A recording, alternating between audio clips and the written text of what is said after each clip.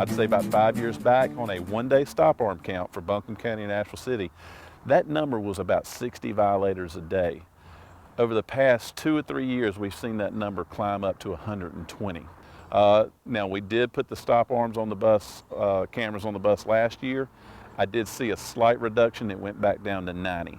So hopefully we're going to continue to get our buses outfitted with cameras, hopefully see that trend going down, hopefully all the way down to as close to zero as we can get it.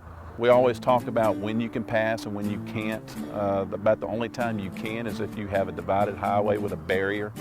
If you have 4 lanes, like on I-240, obviously with a concrete barrier there, only the traffic going in the flow with the bus has to stop, the opposite does not. So it has to be a barrier or like a 5-lane with a turning lane. So like a grass median, concrete barrier, things like that. The far 2 lanes do not. Whether it's a 2-lane or if it's just 4, everybody has to stop. If you pass a stopped school bus with the stop arm out, extended, it is an automatic, they just changed the law actually, it's an automatic court appearance. It's no more a waivable offense, which means you can't just pay a fine. You would automatically have to go for your first appearance in front of a district court judge. It is, you're not able to ask for a prayer for judgment, and the fine is starts at $500 and 5 points on your driver's license in North Carolina.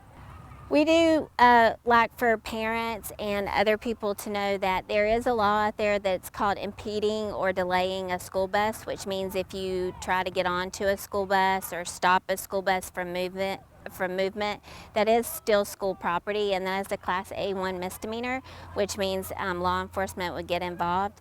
I also think it's important that people know this school zone, school zones, speed limit signs are posted, what the speed limit is during school days, and the minimum fine for that is $535.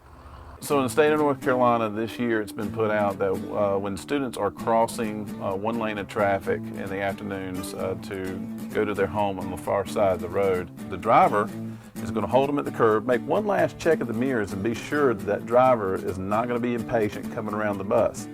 The next thing they're going to do while they're looking in the mirrors, they're going to give the student a thumbs up, and then they're going to give them a directional pointer to go ahead and cross. And they're going to pay attention to the mirrors to make sure that driver is not going to be impatient in the process.